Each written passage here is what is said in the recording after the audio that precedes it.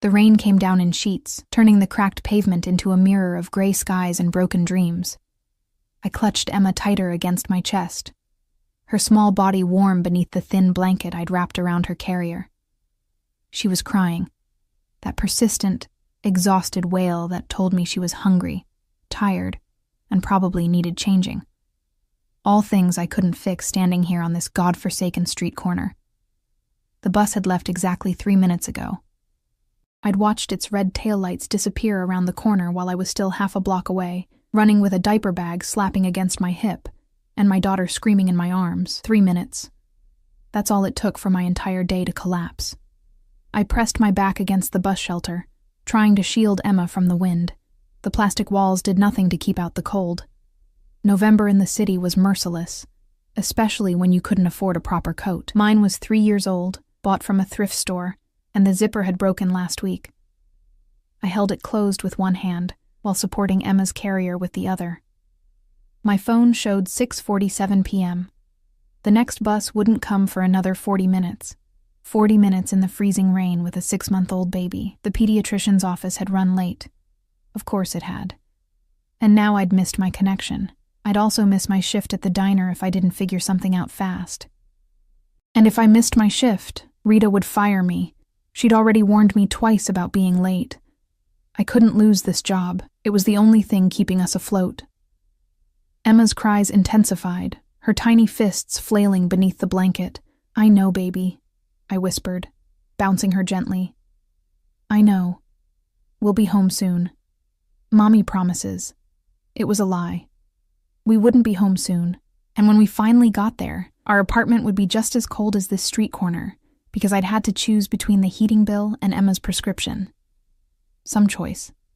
The street was nearly empty, most people already home or smart enough to take shelter from the storm.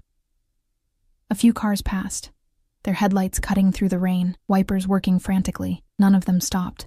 Why would they? I was just another struggling woman at a bus stop, invisible to the world that rushed by. Then I heard it. The low, powerful purr of an expensive engine. A black SUV pulled up to the curb. So close I instinctively stepped back. It was massive, gleaming even in the rain, with tinted windows so dark I couldn't see inside. The kind of vehicle that cost more than I'd earn in 5 years, maybe 10. The back passenger window rolled down with a smooth electric whisper. "You'll catch your death out here." The voice was male, deep, with an accent I couldn't quite place. Eastern European, maybe. Russian? It carried authority, the kind that made you straighten your spine without thinking. I leaned forward slightly, trying to see into the vehicle, but the interior was too dark. "I'm fine," I said automatically, even though I was soaked through and shivering. "Bus will be here soon." No, it won't. There was certainty in those 3 words. "Next one's in 38 minutes, I checked." How did he know that? I felt a prickle of unease run down my spine, but Emma chose that moment to let out a particularly piercing wail, and my maternal instincts overrode everything else. "I appreciate the concern, but we're okay. The baby's cold." It wasn't a question. It was a statement of fact, delivered with an edge that made it sound like an accusation, like I was failing her. My cheeks burned despite the freezing rain. "We'll be fine," I repeated, hearing the defensive note in my voice. There was a pause. I could feel him watching me, though I still couldn't see his face. The rain drummed against the roof of the SUV, a steady rhythm that seemed to mark the seconds of his consideration. "Get in," he said finally. "I'll take you wherever you need to go." Every sensible part of my brain screamed no. Didn't matter how cold it was or how late I'd be. You didn't get into strangers' cars. That was rule number 1. Especially not expensive SUVs with tinted windows and men who spoke with that kind of absolute authority. But Emma was crying, and I was so tired, and the thought of standing here for another 38 minutes made something inside me crack. "I don't even know you," I said weakly. "No." Another pause. "But I know what it's like to be desperate." Something about the way he said it, so matter-of-fact, without pity or judgment, made me hesitate. The rear door opened from the inside, swinging wide like an invitation, or a trap. The interior light came on, and I caught my first real glimpse of him. He sat in the back seat, one arm stretched along the leather, completely at ease despite the chaos of the storm outside. Dark suit, perfectly tailored, probably Italian. A crisp white shirt open at the collar. No tie. His face was all hard angles and sharp edges, high cheekbones, a strong jaw shadowed with stubble, a straight nose that looked like it had been broken at least once. His hair was dark, swept back, with just a touch of silver at the temples that somehow made him look more dangerous rather than older. But it was his eyes that stopped me cold. Dark, almost black, and absolutely intense. They fixed on me with a focus that made me feel like I was the only person in the world. Like he was taking inventory of every detail, my soaked hair plastered to my face, my broken coat, my cheap sneakers with the sole coming loose, my daughter screaming in my arms. He didn't smile, didn't soften, just watched. "Your baby needs warmth," he said quietly. "Let me provide it." In the driver's seat, I could see another man, huge, bald, with a neck like a tree trunk. He didn't turn around, didn't acknowledge my presence at all. Just stared straight ahead like a statue. This was insane. This was how people disappeared. But Emma's cries were getting weaker, more whimpery, and that scared me more than any stranger possibly could. I made my decision in the space between heartbeats. "Just to the diner on 5th Street, I said, climbing into the SUV before I could change my mind. "I work there. I can't be late." The door closed behind me with a heavy, solid thunk that sounded like a vault ceiling. The driver pulled away from the curb immediately, smooth and fast, and suddenly we were moving through the rain-slicked streets. The interior was warm, blissfully, wonderfully warm. I could feel the heat seeping into my frozen bones immediately. The seats were cream leather, soft as butter. There was a faint scent in the air, expensive cologne, something woody and dark with a hint of spice. Beneath it, I caught something else. Danger. Power. The kind you couldn't buy, only earned. "Thank you," I managed, adjusting Emma's carrier in my lap. She was already calming down, responding to the warmth. "Really? Thank you." He didn't respond immediately, just continued watching me with those unsettling eyes. Up close, I realized he was younger than I'd first thought, maybe mid-30s, but there was something ancient in his gaze, something that said he'd seen too much. "What's her name?" he asked, nodding toward Emma. "Emma." I pulled the blanket down slightly so he could see her face. "She's 6 months. Beautiful." He said it without inflection, a simple observation. His eyes lingered on her for a moment before returning to me. "And you?" "Sophie." It came out automatically before I could think better of giving my real name to a stranger. "Sophie Ward. Sophie." He repeated it slowly, like he was tasting the syllables. "You work at a diner." It wasn't a question, but I nodded anyway. "Evening shift. If I don't show up, you'll lose your job," he finished. "Yes, I understand." The way he said it made me think he did understand, really understand. But that was ridiculous. Men who rode in vehicles like this, who wore suits that cost thousands, who commanded that kind of presence, they didn't understand what it was like to choose between heating and medicine. We drove in silence for a few minutes. I watched the city slide by through the tinted windows, trying to orient myself. We were heading in the right direction, at least.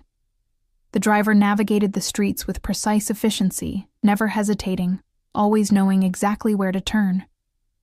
"How did you know?" I asked suddenly. "About the bus schedule." A slight curve touched his lips. Not quite a smile, but close. "I make it my business to know things." That should have scared me more than it did.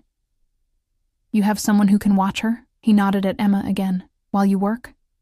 My chest tightened. "My neighbor, Mrs. Chen. She helps out sometimes." Another lie. Mrs. Chen had helped exactly twice before, telling me she was too old to manage a baby. Now I left Emma in the apartment with a baby monitor, checking on her during my breaks.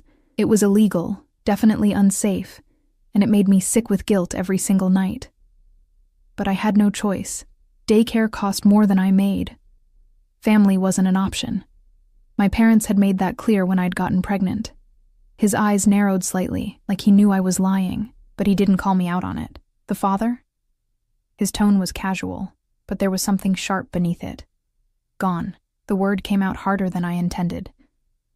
Has been since I told him I was pregnant. Coward. It was said with such cold contempt that I blinked. He wasn't looking at me anymore, but at something beyond the window, his jaw tight. Yeah, I agreed softly. He was. The SUV slowed, and I realized we were already on 5th Street. The diner's neon sign glowed red through the rain, rosies, with the S flickering like it might give up any second. My heart sank. I was going to be late anyway. Rita would be furious. The driver pulled up right in front of the entrance, and I fumbled for the door handle, suddenly desperate to escape the intensity of those dark eyes. "Thank you again," I said quickly. "Really, you saved us tonight." "Sophie." I froze halfway out of the vehicle, Emma's carrier in my hands. Turned back. He was leaning forward slightly, close enough that I could see the exact shade of his eyes. Not black, but such a dark brown they were almost obsidian. Close enough to smell that cologne again, to feel the heat radiating from him. "Be careful," he said quietly. "These streets aren't safe at night, for you or your daughter." There was something in his voice, a warning maybe, or a promise. I couldn't tell which. I will," I stammered. He reached into his jacket, and my heart stopped. But he just pulled out a card, thick, cream-colored, expensive. Extended it toward me between 2 fingers. "If you need anything." I took it automatically, my fingers brushing his for just a second. His skin was warm, his grip firm. The touch sent an unexpected jolt through me. The card was heavy, embossed. No name. Just a phone number in elegant script. "I can't accept," I started. "You already have." He leaned back, that almost smile returning. "Now go. You're late." I stumbled out into the rain, Emma's carrier held against my chest. The door closed behind me, and the SUV pulled away, silent and swift as a shark. I stood there for a moment, rain soaking me all over again, staring at the card in my hand. What the hell had just happened? Who was he? And why did the thought of never seeing him again make my chest ache in a way that had nothing to do with the cold? "Sophie!" Rita's voice screeched from the diner entrance. "You're 15 minutes late. Get in here." I shoved the card into my pocket and hurried inside, my mind still spinning with questions I had no answers to. I didn't know then that accepting that ride had just changed everything. That the man in the expensive suit with the dangerous eyes had already decided something about me the moment he'd seen me standing in the rain. I didn't know that I'd just made a deal with the devil without even realizing it. And I definitely didn't know that the father of my child, the coward who'd abandoned us, had just made the biggest mistake of his life. He'd stolen from the wrong man. The next 3 days passed in a blur of exhaustion and routine. Emma, the diner, our freezing apartment. Repeat. I tried not to think about the stranger in the SUV, about those dark eyes that had seemed to see straight through me, tried not to wonder who he was or why he'd helped us. But the card stayed in my pocket. I'd pull it out sometimes during my breaks, running my fingers over the embossed numbers, feeling the weight of expensive paper stock. Once, late at night when Emma was finally asleep and the loneliness pressed down like a physical weight, I'd almost called. Almost. But what would I say? Thank you for the ride? That seemed absurd, so I kept it. And I tried to forget. I was wiping down tables on Thursday night when everything fell apart. The diner was nearly empty, just old Mr. Kowalski in his usual corner booth, nursing his coffee and doing crossword puzzles. Rita was in the back, probably smoking and scrolling through her phone. The rain had returned, drumming against the windows, making the whole world feel small and isolated. The door chimed. I looked up automatically, ready with my server smile. "Welcome to Rosie's, sit anywhere you—" The words died in my throat. 3 men stood in the doorway, water dripping from their jackets onto the worn linoleum. They weren't the usual late-night crowd. Too well-dressed, too aware, their eyes scanning the diner with the practiced assessment of people who were used to looking for exits and threats. But it was the one in the middle who made my blood run cold. Marcus. He looked different than I remembered, thinner, with shadows under his eyes and a nervous energy that radiated off him like heat. His hair was longer, messier. He wore an expensive leather jacket I'd never seen before, designer jeans, shoes that probably cost more than my month's rent. Sophie. His voice was the same, smooth, charming, the voice that had once made me believe in fairy tales. Now it just made me want to run. Baby. God, it's good to see you.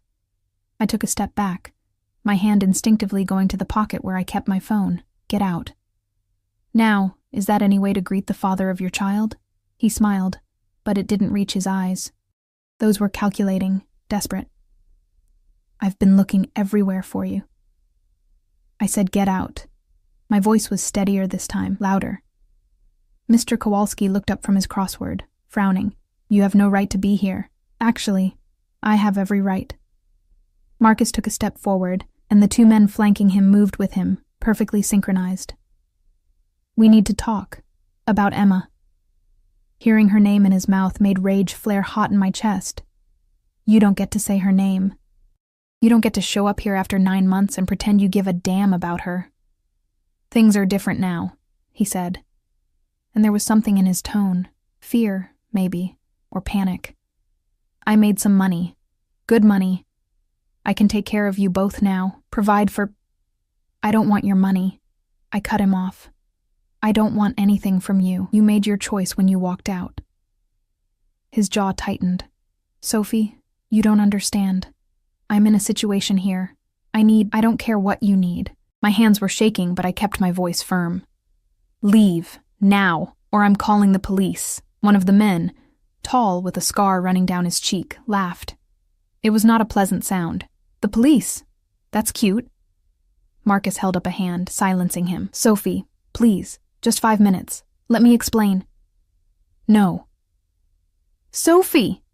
Rita's voice boomed from the kitchen. What the hell is going on out here?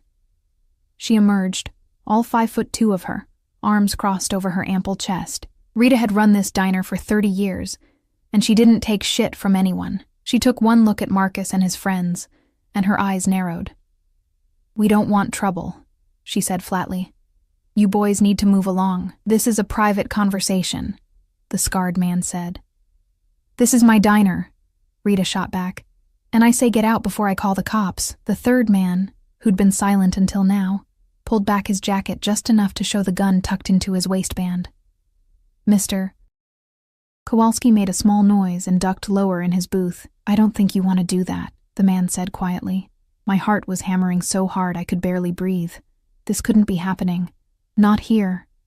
Not now. Marcus, please, I whispered. Just go. Whatever this is, I can't help you. But you can. He moved closer, close enough that I could smell the expensive cologne he was wearing, too much of it, like he was trying to cover something else. Fear sweat, maybe. I just need you to tell them. The door chimed again. Everyone turned. He stood in the doorway, rain dripping from his dark coat, and the temperature in the room seemed to drop 10 degrees. The man from the SUV, but he was different now, harder, colder, with an aura of controlled violence that made the hair on the back of my neck stand up. He wasn't alone. The huge bald man from the driver's seat stood behind him, along with 2 others, all of them watching, perfectly still, perfectly dangerous. The stranger's dark eyes swept the diner, taking in everything in a single glance. Marcus and his men, Rita, white-faced and pressed against the counter, Mr. Kowalski trying to make himself invisible. Me, standing there with my heart in my throat, his gaze locked on me, and something flickered across his face. Concern? Anger? It was gone too fast to identify. Then he looked at Marcus, and his expression went utterly blank. Empty. That was somehow more terrifying than rage would have been. Marcus Sullivan. His voice was soft, almost gentle, but it carried through the diner like a judge pronouncing sentence. You've been difficult to find. Marcus had gone pale, all the color draining from his face. Mr. Volkov, I can explain. Can you? The stranger, Volkov, took a single step forward. Just one. But Marcus and his men all stepped back, instinctively creating distance. You stole from me $300,000, and then you disappeared. $300,000. The number echoed in my head, not making sense. Marcus had never had that kind of money. Never had access to anything close to. It was a mistake, Marcus was saying, words tumbling out fast and desperate. I was going to pay it back. I just needed time. I have a plan. You had time. Volkov's tone didn't change, still soft, still terrifying. 6 months. And instead of making it right, you ran, and you dragged innocent people into your mess. His eyes flicked to me again, just for a second. Understanding crashed over me like ice water. You came here looking for me, I said to Marcus, my voice hollow. You knew he was looking for you. You thought, what? That I could help? That I'd protect you? Sophie, baby, you don't understand what these people are. Don't. Volkov's single word cut through Marcus's pleading like a knife. Don't speak to her. The scarred man made a move toward his weapon. He didn't even get his hand on it before Volkov's men had guns drawn, aimed, ready. The big bald man had moved so fast I'd barely seen it, positioning himself between Volkov and any potential threat. Gentlemen. Volkov's voice remained calm, almost bored. There are civilians present. Let's not be uncivilized. You can't just... Marcus started. I can. Volkov smiled, and it was the most frightening thing I'd ever seen. All teeth, no warmth. You know I can. The question is whether I do it here or somewhere more private. Please. Marcus was begging now, all his charm and bravado stripped away. I'll get you the money, all of it. Just give me more time. I swear, your promises mean nothing. Volkov's eyes were black ice. You had a chance to make this right. You chose to run instead. And then... His voice dropped even lower. You came here. To her. He moved then, fast and fluid, crossing the diner in 3 strides. Marcus tried to back away, but there was nowhere to go. Volkov grabbed him by the throat, not choking, just holding, making a point, and leaned in close. You involved her in this, Volkov said, so quiet I almost couldn't hear. A woman with a child. Your child. That was a mistake, Marcus. A very serious mistake. I wasn't. Marcus could barely speak. You led my people to her door. Each word was enunciated with perfect, deadly precision. You made her a target. You put that baby at risk. For what? To buy yourself a few more days? Marcus's friends had their hands up now, weapons forgotten, clearly wanting no part of whatever was happening. Smart men. I'm sorry, Marcus whimpered. I'm sorry. I didn't mean... No. Volkov released him with a small shove that sent Marcus stumbling backward. You never do. He turned to his men, switching to a language I didn't understand. Russian, maybe, all harsh consonants and rolling R's. 2 of them moved forward immediately, grabbing Marcus and his friends with efficient brutality. Wait! I found my voice, stepped forward without thinking. Please, don't... Volkov turned to me, and the blankness in his face softened slightly. Just slightly. Don't what? He asked. Don't collect what I'm owed? Don't punish a thief? I don't care about that, I said, even though my voice was shaking. I don't care about your money or your business. But if you hurt him... I swallowed hard. He's Emma's father. She doesn't know him, but someday she might want to, and I don't want her to grow up knowing that I let... His eyebrow rose. You think you have a choice in this? I'm asking you not to.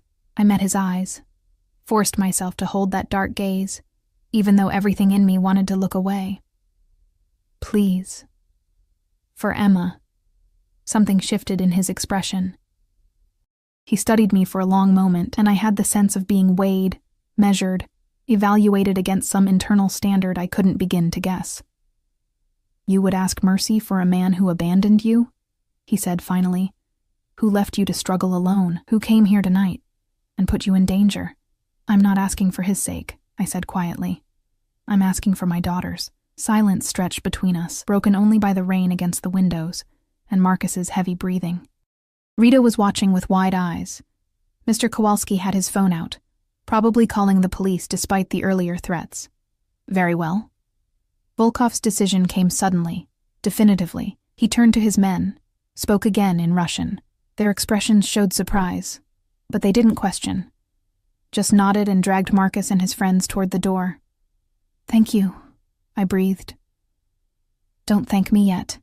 He moved closer, close enough that I could smell that cologne again, see the fine lines around his eyes. I'm not killing him, but he will work off his debt, every penny.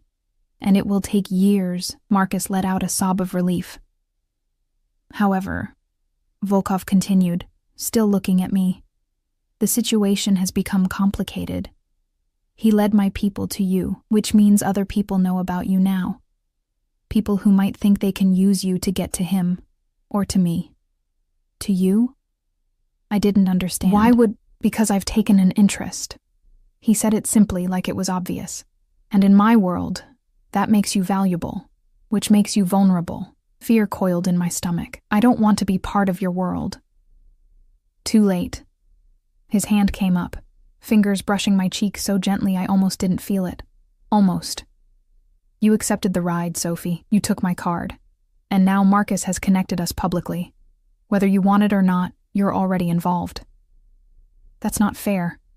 "No," he agreed. "It's not. But it's reality. And reality doesn't care about fair."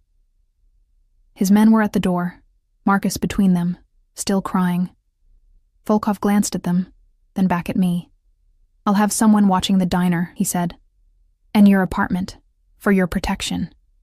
I don't need—" "Yes, you do." It wasn't a suggestion. You just don't know it yet. He reached into his jacket, pulled out a phone. Sleek, expensive, nothing like my battered old model. Held it out. "Take it. It has one number programmed in, mine. If anything happens, anything at all, you call, immediately." I stared at the phone like it was a snake. "I can't accept this." "You can. You will." He pressed it into my hand, his fingers wrapping around mine, warm and firm. "Don't argue, Sophie. Not about this." "Why?" The question burst out of me. "Why do you care? You don't even know me." Something flickered across his face. Something almost like pain, there and gone in an instant. "No," he said softly. "But I'm going to." Then he was gone, moving toward the door with that same fluid grace.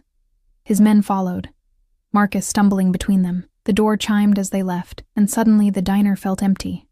Too quiet, like a held breath finally released. Rita let out a shaky laugh. "What the fuck was that?" I looked down at the phone in my hand, expensive and heavy and humming with silent significance. "I have no idea," I whispered. But I was lying. Some part of me knew exactly what it was. It was the beginning of the end of my freedom. And God help me, I wasn't sure I wanted to fight it. I called in sick the next day. Rita didn't give me trouble about it, for once, probably because she was still shaken from the night before. Mr. Kowalski had indeed called the police, but by the time they arrived, everyone was gone except me, Rita, and a very confused elderly man trying to explain what he'd seen. The cops took statements, looked skeptical, and left with warnings about staying out of trouble, as if I'd had a choice. I spent the day in our tiny apartment, watching Emma play with her stuffed rabbit on a blanket, trying to process what had happened. Marcus had stolen $300,000 from a man named Volkov, a man who commanded respect with a single look, who had people killed with a word, a man who now claimed I needed protection because Marcus had connected us, a man who looked at me like I was something precious and breakable and his. The phone he'd given me sat on the coffee table, silent and accusatory. I'd turned it on once, just to see. One contact, V. No missed calls, no messages, just waiting. I should throw it away. Should pack up Emma and disappear, move to another city, start over somewhere he'd never find me. But even as I thought it, I knew it was pointless. Men like Volkov didn't lose track of things they'd claimed. And somehow, in the space of a single car ride and one confrontation, he'd decided I belonged to him. The rational part of my brain was screaming danger. The part that had barely slept in 9 months, that was drowning in bills and fear and loneliness. That part whispered, what if? What if he meant it? What if he really would protect us? What if, for once in my life, I didn't have to do everything alone? I hated that part of myself, hated how tempting it was. Emma made a happy gurgling sound, waving her rabbit at me. She was smiling. Her whole face lit up with pure joy at this simple toy. When was the last time I'd smiled like that? Before Marcus, probably. Before I'd learned that princes were just men in nice clothes, and fairy tales were lies we told ourselves to sleep better at night. A knock at the door made me jump. I scooped Emma up, held her close, crept to the peephole. A woman stood in the hallway, petite, Asian, maybe mid-40s, wearing a professional gray suit and carrying a large bag. She looked directly at the peephole, as if she knew I was watching. "Ms. Ward." Her voice was accented, crisp. "My name is Lynn. Mr. Volkov sent me. Of course he did." I opened the door a crack, keeping the chain on. "I didn't ask for anything. No." Lynn's smile was polite, professional, and utterly inflexible. "But Mr. Volkov insists." "May I come in? I have supplies for the baby, and food. You didn't eat yesterday." How did he know that? Had he been watching me? The thought should have terrified me. Instead, it sent a strange heat through my chest. "I don't need—" "Ms. Ward." Lynn's smile didn't waver. "I can stand in this hallway explaining. Or you can let me in and I can show you what I've brought. Either way, I'm not leaving until you accept Mr. Volkov's assistance." He was very clear about that. I stared at her for a long moment, then sighed and undid the chain. What was the point of fighting? He'd already made it clear I didn't have a choice. Lynn entered with brisk efficiency, setting her bag on my sagging couch. "The apartment is not suitable," she observed, looking around at the water-stained ceiling, the drafty windows, the ancient radiator that clanked and barely produced heat. "Mr. Volkov will want to move you somewhere better." "Absolutely not. It's not safe here." Lynn began unpacking her bag. Formula, diapers, baby food, toys that looked expensive enough to cover a month's rent. "The locks are inadequate. The neighborhood has a high crime rate. And after last night, you're a known target." "This is my home. This is a death trap." Lynn said it without malice, just fact. "But we'll discuss relocation later. For now," she pulled out containers of food, still warm. The smell hit me immediately. Garlic, herbs, something rich and savory that made my stomach growl. "You need to eat." "When did you last have a proper meal?" I couldn't remember. "I eat. Vending machine food and diner leftovers don't count." She was already setting out plates, arranging food like she did this every day. Maybe she did. "Sit. Feed your daughter, then feed yourself." I wanted to argue, wanted to throw her out, throw the phone away, pretend none of this was happening. But Emma was starting to fuss, and the food smelled so good, and I was so tired of fighting every single battle alone. So I sat, and I fed Emma. And then, while Lynn held my daughter with a competence that suggested she'd done this before, I ate. It was the best meal I'd had in months, maybe years. "Mr. Volkov wants to meet Emma," Lynn said while I was finishing, properly. "Not in a diner during a confrontation." I nearly choked. "No. He won't hurt her." Lynn's tone was gentle, but firm. "He would never hurt a child. That's not who he is." "I don't know who he is," I shot back. "He's a criminal, a mobster or whatever. He threatened Marcus. Marcus stole from him." Lynn's eyes hardened. "And then led dangerous people to your door. Mr. Volkov stopped that. He protected you. By claiming I'm under his protection? By making me a target?" "You were already a target the moment Marcus came to that diner." Lynn leaned forward. "Ms. Ward, Sophie, in our world, there are very few truly dangerous men. Mr. Volkov is one of them, but he's also a man of honor, old-fashioned honor, and he's decided you're under his care now. That means something. It means you're safer than you've ever been. I don't want to be owned. He doesn't want to own you." Lynn paused. "Well, not entirely. He wants to protect you. There's a difference." "Is there?" Lynn's smile was knowing, almost sympathetic. "With Mr. Volkov? Sometimes. He's complicated, but he's not Marcus. He won't abandon you. He won't let you struggle, and he won't let anyone hurt you or Emma. Not ever again." I looked at my daughter, happily gnawing on her rabbit while this stranger held her like she was something precious, thought about the cold apartment, the unpaid bills stacked on the counter, the constant terror of one missed shift, one sick day, one broken pipe destroying everything. What does he want from me? I asked quietly. I don't know, Lynn admitted. He doesn't confide in me about personal matters. But I've worked for him for 8 years, and I've never seen him like this. So careful, so concerned. Why me? That's a question only he can answer. The phone on the table buzzed. We both looked at it. A text message, just 2 words. Tomorrow, noon. My hands were shaking as I picked it up, typed back. Where? The response came immediately. I'll send a car. Bring Emma. Dress comfortably. Lynn watched me, saying nothing. If I refuse? I typed. The 3 dots appeared, disappeared, appeared again. Finally, you won't. He was right. God help me. He was right. The car arrived at 11:45 the next morning. Not the SUV from that first night, but a sedan. Still expensive, still black, still with tinted windows. A different driver this time, younger, with kind eyes and a gentle smile as he opened the door for me. Ms. Ward, I'm Alexei. Mr. Volkov asked me to drive you. Emma was in her carrier, dressed in one of the new outfits Lynn had brought. Soft pink cotton that actually fit her properly.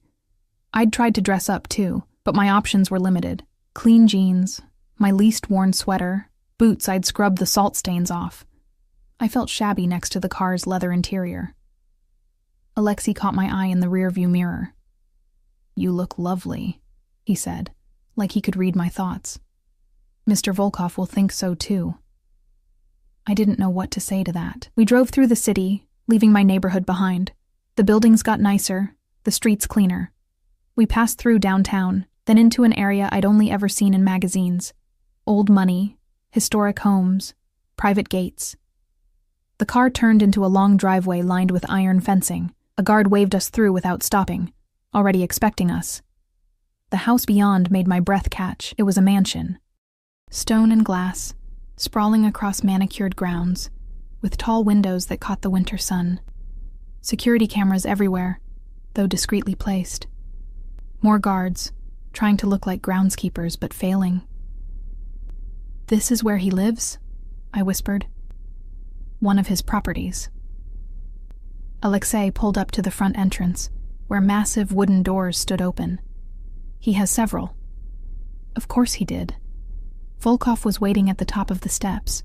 He looked different in daylight. Less dangerous, maybe, though that was probably an illusion. He wore dark slacks and a charcoal sweater that probably cost more than my monthly rent, sleeves pushed up to reveal strong forearms. His hair was slightly damp, like he'd just showered. No guards immediately visible, though I was sure they were there. He came down the steps as Alexei opened my door, and suddenly he was right there, close enough to touch, looking at me with those impossibly dark eyes. Sophie. My name in his mouth sounded different, important. Thank you for coming. Did I have a choice? A slight smile touched his lips. Always, but I'm glad you made this one. He looked down at Emma, and his expression transformed, softened in a way I hadn't thought possible. May I? I hesitated, then nodded. He reached for the carrier with surprising gentleness, lifting it like it weighed nothing. Emma stared up at him with wide eyes, and I tensed, waiting for her to cry. She always cried with strangers, but she didn't. She just watched him, curious, one tiny fist escaping her blanket to wave at the air. Beautiful, he murmured. Like her mother. Heat flooded my cheeks. Mr. Volkov. Dmitri. He looked at me again. When it's just us, call me Dmitri. Just us. Like we were something. Like this was normal. Come inside, he said, already turning toward the house. It's too cold out here for her. And I followed because what else could I do? Leave Emma with him and run? The thought was absurd. The interior of the mansion was even more overwhelming than the exterior. Marble floors, high ceilings, artwork that looked like it belonged in museums. But Dmitri led me past all of it, down a hallway to a room at the back of the house. It was warm, sun-filled, with large windows overlooking a garden, and it was filled with baby things. A crib, white, expensive, with soft bedding covered in stars. A changing table stocked with supplies, toys, books, a mobile with gentle music. A comfortable chair by the window, perfect for feeding or rocking. Everything new, everything perfect. Everything chosen with care. What is this? My voice came out strangled. A nursery. He set Emma's carrier down gently, began unbuckling her with practiced ease that shocked me. For when you visit. Visit. I stared at him. You built a nursery for visits? Yes. He lifted Emma out, held her against his chest like he'd done it 1,000 times. She settled immediately, her small hand gripping his sweater. Though I hope eventually it will be more than that. You're insane. Probably. He smiled down at Emma, and something in my chest cracked at the tenderness in his expression. But I've never been accused of thinking small. I should have been angry, should have grabbed my daughter and run. But I was transfixed by the sight of this dangerous man holding my baby, like she was made of glass, looking at her like she was the most important thing in the world. Why are you doing this? I whispered.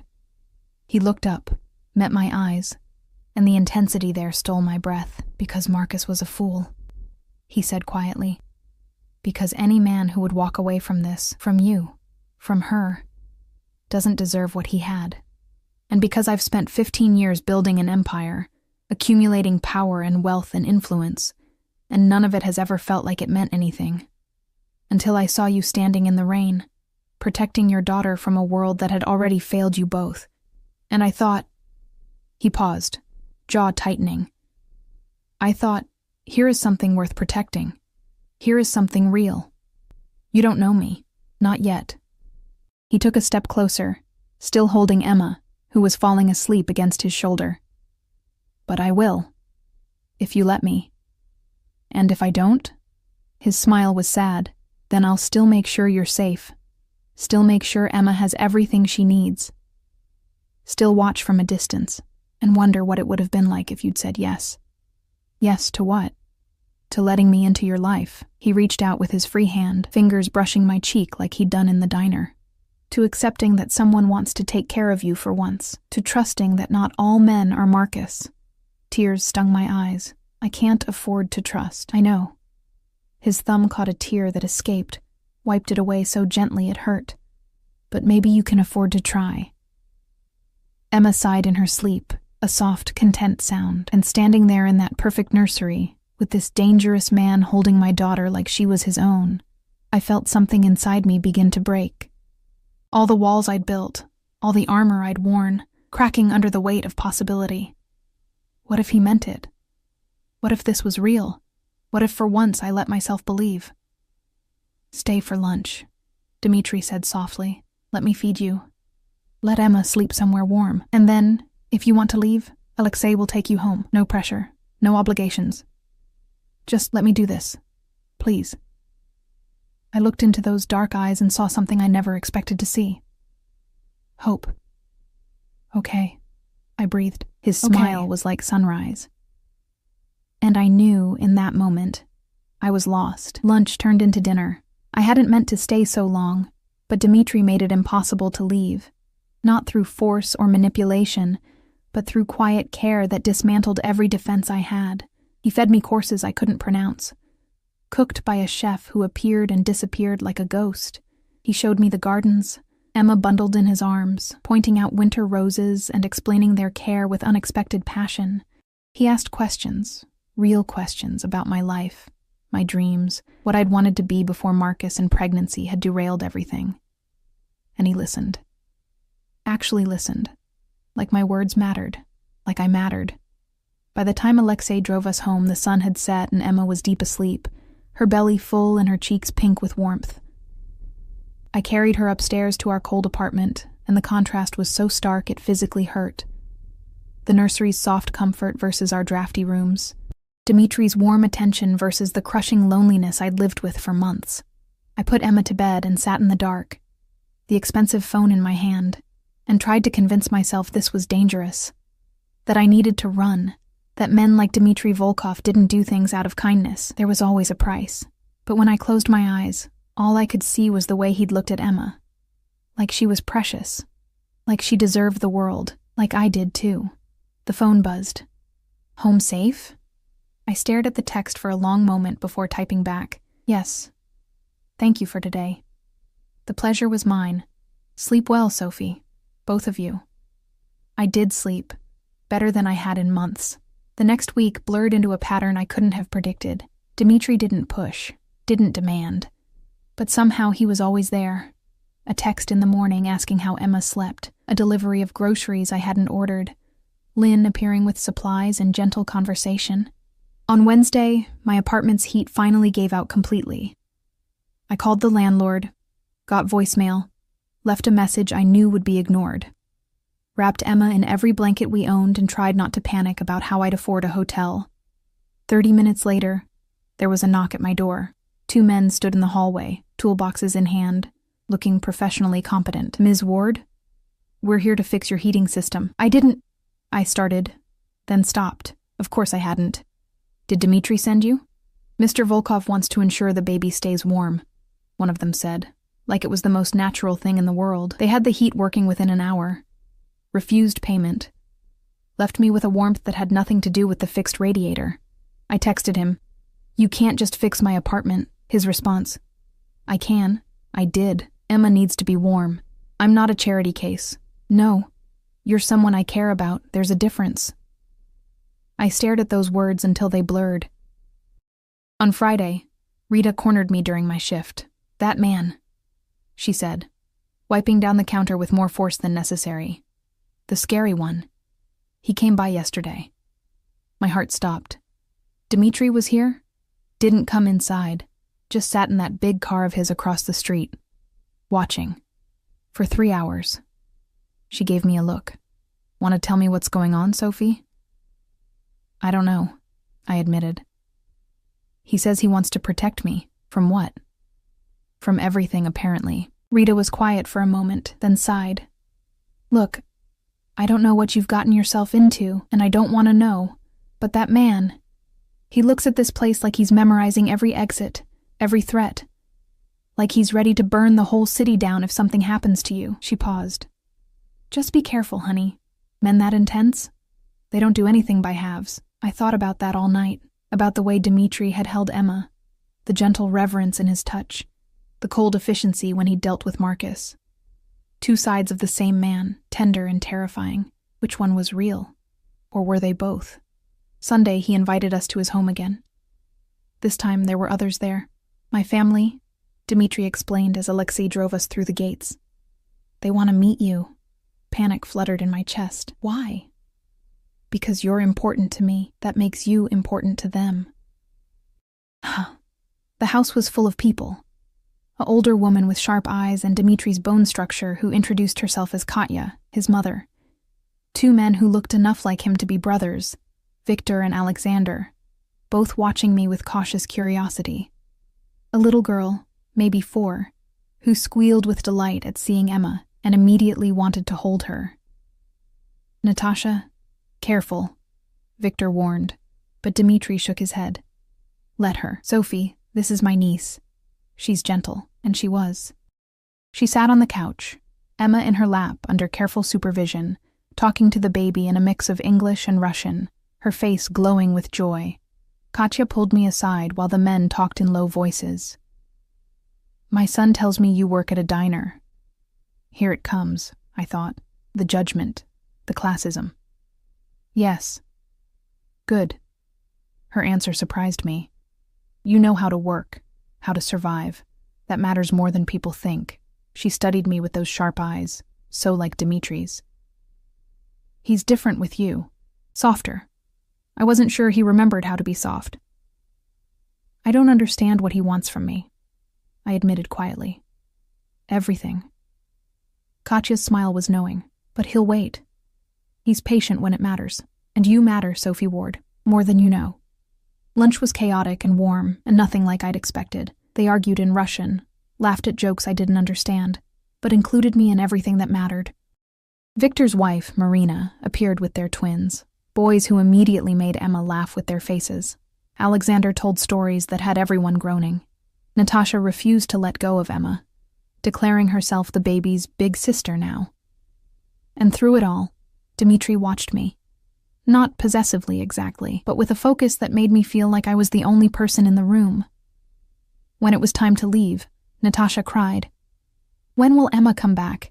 "Soon," Dimitri promised, kneeling to her level. Very soon, in the car, Emma asleep in her carrier, I finally asked the question that had been burning in me all day. Why are you doing this? Really? Dimitri was quiet for so long I thought he wouldn't answer. Then, my father was a violent man. He ruled through fear, destroyed anyone who crossed him, including his own family. My mother stayed because she had nowhere else to go, no one to protect her. I watched her suffer for years before I was old enough to stop it. His jaw tightened. When I saw you in that rain, struggling alone because another man had failed you, I saw my mother. And I swore I would never let that happen. Not to you, not to Emma, never again. Tears burned my eyes. I'm not your mother. No. He turned to look at me, and the raw emotion in his face stole my breath. But you could be mine, if you wanted. You and Emma both. I'm not... I struggled for words. I'm not who you think I am. I'm not special. I'm just a waitress with a baby and more problems than solutions. You're everything, he said fiercely. You're strong enough to survive alone, but brave enough to accept help. You're a mother who would beg mercy for a man who abandoned you, just so your daughter might have a father someday. You're beautiful and stubborn, and so damn proud you'd rather freeze than ask for help. He reached across the seat, took my hand. You're exactly who I think you are, Sophie. And that's why I'm not letting you go. You can't just decide that. Watch me. The intensity in his eyes should have scared me. Instead, it set something on fire inside my chest. What if I run? I whispered. I'll find you. No hesitation. I'll always find you. And I'll keep protecting you whether you're here or halfway across the world. Because that's what you do for the people you... He stopped, jaw clenching. The people you what? He looked at me, and I saw it. The thing he wasn't saying. The thing that was too big, too soon, too impossible. The people you care about, he finished quietly, but that wasn't what he'd almost said, and we both knew it. That night Marcus called. I almost didn't answer the unknown number, but something made me pick up. His voice was hollow, exhausted. Sophie, it's me. How did you get this number? Doesn't matter. I need you to know something. About Volkov. About what I did. I don't want to hear it, Marcus. Please. He sounded broken. Just listen. The money I stole, it wasn't just business funds. It was payment for a shipment. A shipment that got intercepted by the feds because I tipped them off. I thought... He laughed bitterly. I thought I could play both sides. Get immunity, keep the money, disappear. Ice flooded my veins. You're an informant. Was. They dropped me when Volkov's people found me first. But Sophie, the people he was dealing with, the ones who lost that shipment, they're not going to let this go. They think Volkov set them up, and when they come for him, they'll come for anyone he cares about. I finished, understanding crashing over me. That's why you came to the diner. You wanted to warn me? I wanted to use you, he admitted. Thought maybe if I convinced you to run, take Emma away, I could use that as leverage. But seeing you with him, he paused. He really cares about you, doesn't he? I don't know. I do. I saw it. And Sophie, that makes you the most dangerous target in the city. These people, they'll hurt you to hurt him. They'll take Emma. Stop. My hands were shaking. Just stop. You need to run. Take Emma and disappear before... I hung up. Sat there in the dark, my daughter sleeping peacefully in her crib, and tried to process what I'd just heard. The phone Dimitri had given me felt like it weighed 1,000 pounds. I should run. Should pack everything, withdraw what little money I had, and disappear. It would be hard, but I'd survived hard before. Emma would be safe. We'd be free. But even as I thought it, I knew I wouldn't. Because Dimitri had been right about one thing. I was already involved. Marcus had made sure of that, and running would just make me a target without protection. At least here, with Dimitri watching over us, we had a chance. I picked up the phone, texted, "We need to talk." The response was immediate. "I'm outside." I looked out the window. The black SUV sat across the street, engine running, Dimitri visible in the back seat. How long had he been there? "Come up," I typed, 2 minutes later, he was at my door. I let him in, and he filled my tiny apartment with his presence, making everything feel smaller and safer at the same time. "Marcus called," I said without preamble. "He told me about the shipment, about the people who are coming." Dimitri's expression went cold.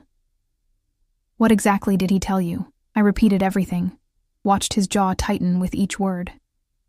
"He's right," he said finally. "There are people who will use you to get to me.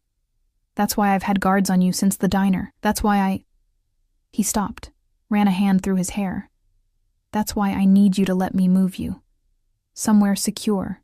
Somewhere I can actually protect you." "Move where?" "My home. The estate. It's a fortress, Sophie. Guards, cameras, everything. You and Emma would be safe there. As what? Your prisoners?" "As my guests." He stepped closer. "As my family, if you'll let us be." "This is insane." "Yes." He cupped my face in his hands and I let him, too tired to fight. "But it's also the truth. I can't protect you from here. I can't sleep knowing you're in this place with locks that wouldn't stop a child, in a neighborhood where anyone could get to you. Please, Sophie, let me keep you safe. And if I say no, then I'll put guards in this hallway, in the apartment next door, on the roof. I'll make this building into a fortress. Your neighbors will hate you, and you'll feel like you're living in a prison anyway. But at least at my home, you'd be comfortable. Emma would have that nursery. You'd have warmth and food and you," I finished. "Yes." No shame in his admission. Me. Watching over you, taking care of you, making sure nothing ever hurts you again. I looked at him, this dangerous, powerful man who'd somehow decided I was worth protecting. Worth everything. "One condition," I said finally. "Anything. I'm not a prisoner. If I want to leave, I can leave. No locks, no guards preventing me. I stay because I choose to, not because you force me." He studied me for a long moment, then nodded. "Agreed. But Sophie, if you leave, the guards follow. I won't risk your safety, even for your freedom. It wasn't perfect, but it was honest. Okay?" I breathed. "Okay, we'll come." The relief on his face was almost painful to see. He pulled me into his arms, held me like I might disappear. "I won't let anything happen to you," he murmured into my hair. "I swear it." And standing there in his embrace, my daughter sleeping peacefully nearby, I chose to believe him. I chose to trust. God help us both. Moving into Dimitri's estate felt like stepping into another world. Lynn helped me pack our meager belongings, though she gently suggested most of it could be replaced. "Mr. Volkov has already arranged for everything you'll need," she said, folding Emma's worn onesies with care despite their frayed edges. "I want her to have her things," I insisted. "The rabbit, her blankets, things that smell like home." Lynn's expression softened. "Of course. I understand." The move happened at night, quietly, with multiple cars to confuse anyone watching. Dimitri rode with us, Emma in his arms, his thumb stroking her cheek while she slept. He'd barely let her go since we'd agreed to come. "You're going to spoil her," I said, watching them. "Good." His eyes didn't leave Emma's face. "She deserves to be spoiled. So do you." The estate looked different at night, imposing and fortress-like, exactly as he'd promised. Guards everywhere, though they tried to be discreet. Cameras, motion sensors, enough security to protect a president, or a mafia boss and the people he'd claimed as his. Inside, the house was warm and lit softly, welcoming. Katya waited in the foyer, her sharp eyes taking in my exhaustion with understanding. "Come," she said, gesturing. "I'll show you to your rooms." Rooms, plural. A suite on the second floor, bedroom, sitting room, private bathroom with a tub big enough to swim in. And connected to it, the nursery I'd seen before, now fully stocked and ready. "Dimitri's room is at the end of the hall," Katya said, her tone carefully neutral. "Close enough if you need him, far enough for propriety." I didn't know what to say to that. She left us to settle in, and I stood in the middle of luxury I'd never imagined, holding my sleeping daughter, trying to process that this was real, that I was here, that I'd agreed to this. A soft knock. Dimitri entered carrying a tray. "Tea," he said, "and food. You barely ate at dinner." Because I'd been too nervous, too aware of the weight of this decision. But I took the tray, let him guide me to the sitting room, watched him settle Emma in the bassinet he'd placed there. "Thank you," I said quietly. "For all of this. Don't thank me." He sat across from me, elbows on his knees, closer than propriety suggested. "This is selfish. Having you here, where I can see you, know you're safe. It's for me as much as you." "Why?" The question I'd asked before, but needed to ask again. "Why do you care this much?" He was silent for a long moment, his dark eyes searching mine. Then, "Do you believe in fate, Sophie?" "I don't know. Maybe." I didn't. I believed in power, control, making my own destiny. But then I saw you in that rain, and something in me just knew that you were meant to be mine, that I was meant to protect you, that Emma— He looked at the bassinet, his expression raw, that she was meant to be my daughter, even if another man's blood runs in her veins. My breath caught. "Dimitri, I know it's too soon. I know I sound insane, but I've spent my whole life knowing exactly what I want and taking it, and I want you, Sophie, both of you.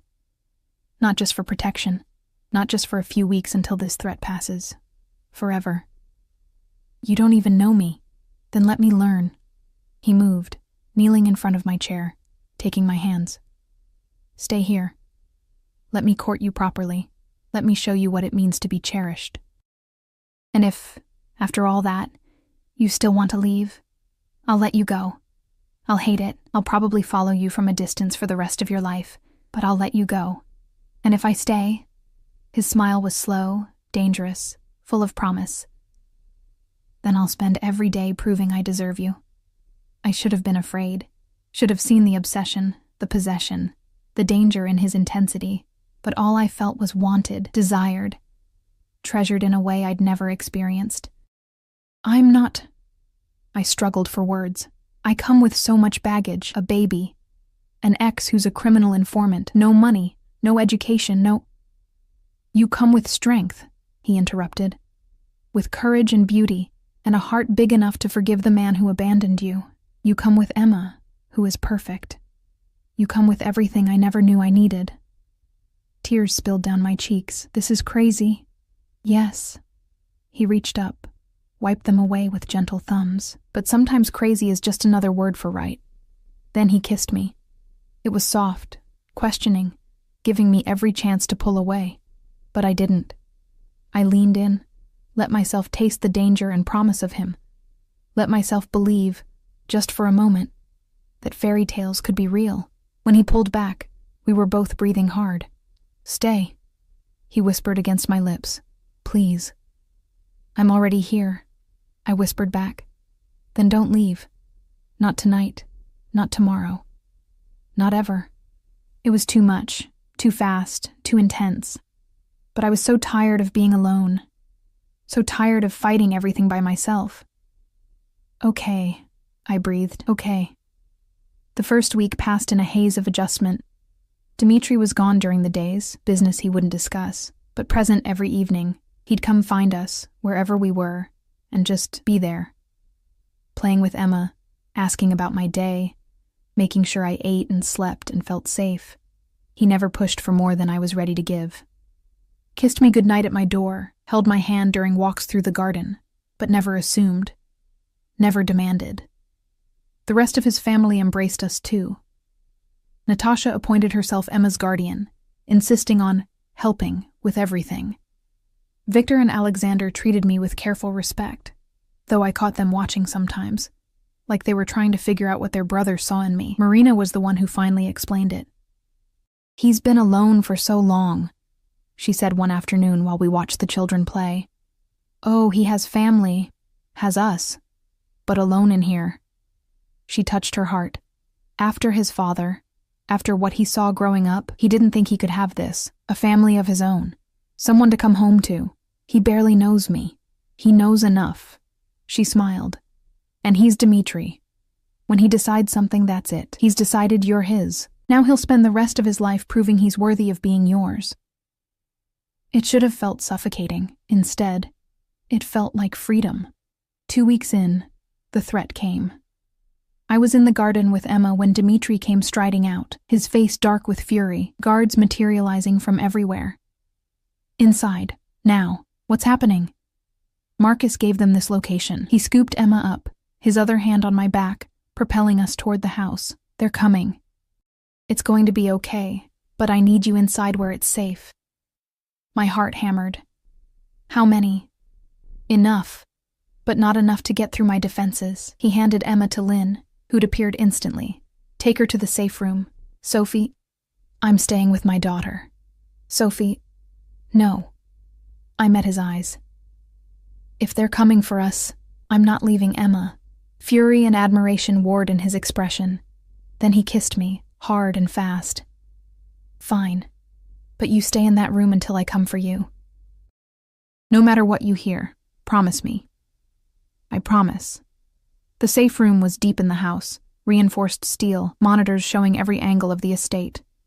Lynn held Emma, murmuring soft reassurances in Russian, while I watched the screens.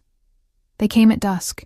6 cars, maybe 20 men, heavily armed. They didn't know about the kill zone they were entering.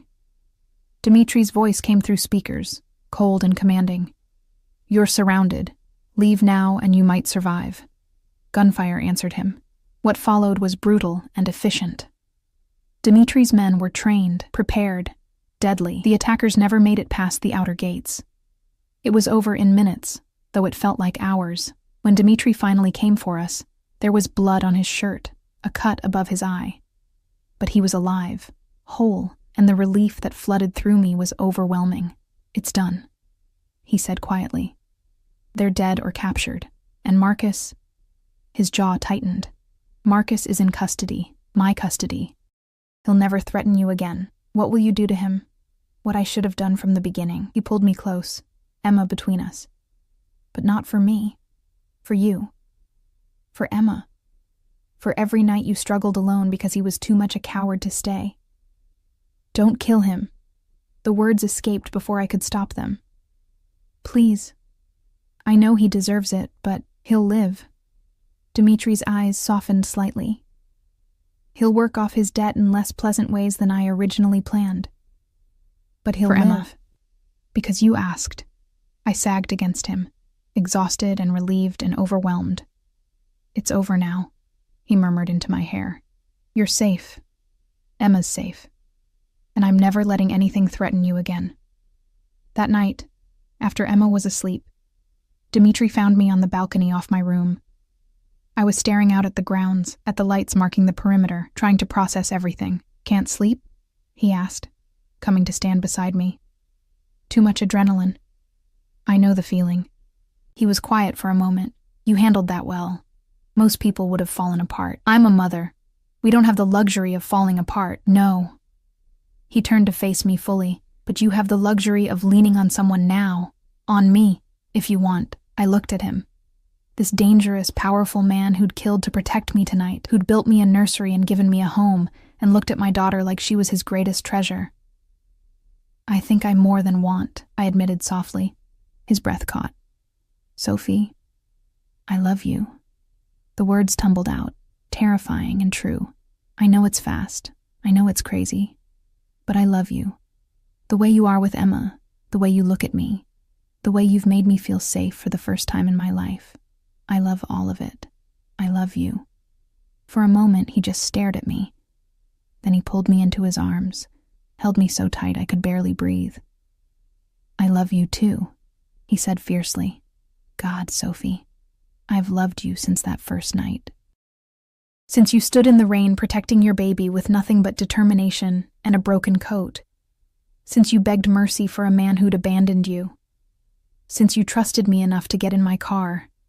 He kissed me then, and it was different from before, deeper, hungrier, full of promise and possession and love. Marry me, he breathed against my lips. I pulled back, stunned. What? Marry me. Let me make this real. Let me adopt Emma, give her my name, give you both everything I have. Let me spend the rest of my life proving I deserve you. Dmitri, that's too much, too soon, I know. But I don't care.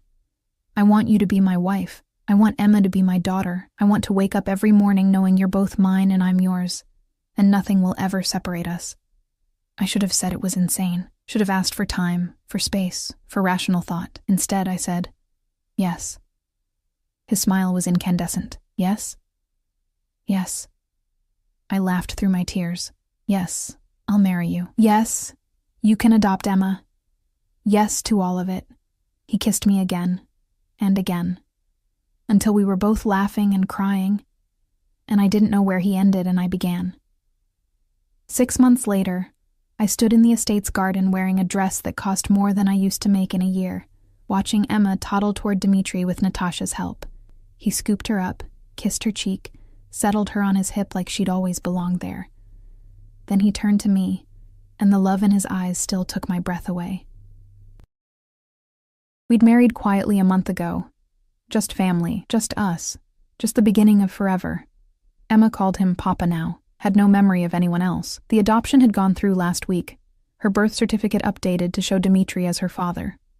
Marcus was alive, working in one of Dmitri's more legitimate businesses, closely supervised, his debt slowly being repaid. He'd sent a letter when the adoption finalized. Just 3 words. She deserves better. For once he was right. Ready? Dmitri asked, Emma giggling in his arms. I looked at my husband, my daughter, the family that had materialized from a single desperate choice to accept a stranger's help in the rain. Ready, I said, and as we walked into the house together, our house, our home, our life, I sent up a silent prayer of thanks to whatever fate had put me on that street corner, in that storm, at exactly the right moment to meet the man who would change everything. I'd thought fairy tales were lies. I'd thought men who seemed too good to be true always were. I'd thought I was destined to struggle alone forever. I'd been wrong. Sometimes, rarely, miraculously, the dangerous man turns out to be the hero. The stranger in the expensive car turns out to be the love of your life, and the single mother standing in the rain finds her happily ever after all. Not because she was rescued, but because she was brave enough to accept love when it appeared, even from the most unexpected source. Emma squealed with delight as Dmitri spun her around, and I smiled, my heart full to bursting. This was my life now, our life. Chaotic, unconventional, built on a foundation most people would call insane, but it was ours, and it was perfect, and I wouldn't change a single moment of it.